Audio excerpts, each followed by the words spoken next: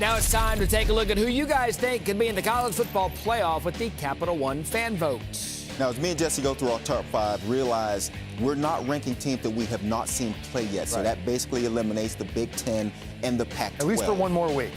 Jess, go first. All right, number 5. I'm going Texas A&M. Still really impressed with their win against Florida. I love the way they run the ball with Isaiah Spiller. Very physical. And Kellen Mond's put some pretty good football together now the last 3 games. He's really only thrown one awful interception. That was the pick 6 against Alabama. His pick this past weekend wasn't really even his fault against Mississippi State. So I've got A&M right now at number 5. Joe. Almost went A&M too, but I like what Luke Fickell is doing with the Cincinnati Bearcats. 5? Yeah, I really like it. In conference, they're allowing just over 4 yards of play, and that's leading the conference right now. But they do play SMU next week. We know Shane Buechele will be throwing it around, so they're going to get a chance to prove just how good they are on the defensive side. You got number 4. Number 4, I'm going Notre Dame. Notre Dame. Yeah, Kieran Williams had another 100-yard game.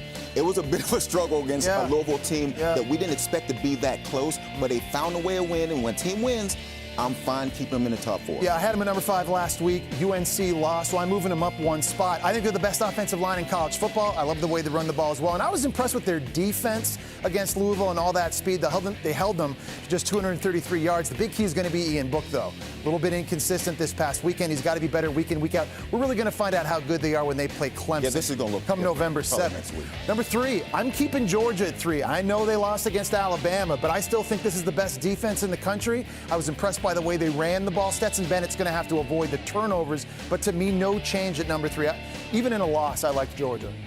I agree with you at number 3, everything about Georgia, and I'm going to go up to number 2 at Alabama. That offense, even though Clemson scored 73 points, Alabama has the best offense in the country. With John Mechie stepping up the way he has, and you think about Devontae Smith and Jalen Waddle and Najee Harris in the backfield, the way Mac Jones is operating that offense, they're as explosive as anybody. And the defense improving. They've still got some work to do, but basically Bama's beaten my number 3 and my number 5. Clemson just beat an ACC opponent by 70 points. They're going to get Joe Ngata back at receiver soon. It's going to make them even better on offense. Joey, what's the line going to be against Syracuse next week? At least 50 points, and I'm still taking it. It was 27 this week, at least 50. I'm sticking with it. Back to you, Matt Barry.